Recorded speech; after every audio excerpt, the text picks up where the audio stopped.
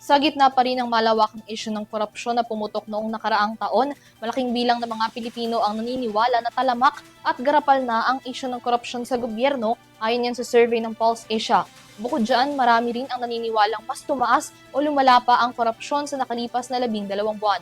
Narito ang kabuuan ng balita.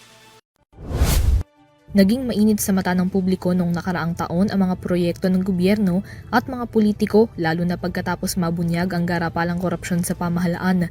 Ang mga ordinaryong mga Pilipinong nagbabayad ng buwis, pinaka-naagrabyado mula sa naging epekto ng pangungurakot sa pondo, partikular na para sa mga proyektong kontrabaha.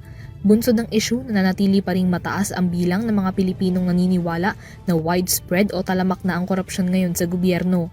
Batay sa survey ng Pulse Asia na inilabas ngayong Biyernes, naitala sa 94% ang bilang ng mga Pilipinong nagsabing talamak ang korupsyon sa gobyerno nitong Disyembre, 3 puntos na mas mababa kumpara sa datos noong Setyembre. 1% lamang ang nagsabing hindi talamak ang korupsyon, habang 5% naman ang hindi sumagot. Batay pa rin sa parehong survey, 74% naman ng mga Pilipino ang nagsabing tumaas ang antas ng korupsyon sa bansa noong Disyembre.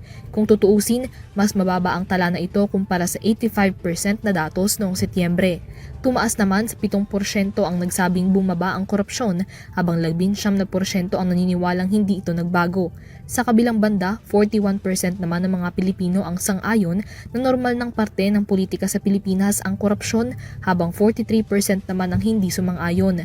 Kung ang mga Pilipino naman ang tatanungin sa kung anong mga aksyon at gawain ang itinuturing nilang korap, nangunguna dyan ang pagtanggap o pagbibigay ng suhol. Sinundan ito ng maling paggamit ng pondo ng publiko o ng kumpanya, pagtanggap ng kickback, pag-iwas na bayaran ng buwis at regulatory requirements, insider trading o financial fraud, nepotismo o favoritism sa hiring at hindi pagsisiwalat ng mga posibleng conflict of interest. Isinagawa ang survey noong December 12 hanggang 15 sa pamamagitan ng face-to-face interview sa 1,200 na adult Filipinos. Para sa EuroTV News, Mia Layagin, sumasaludo sa bawat Pilipino.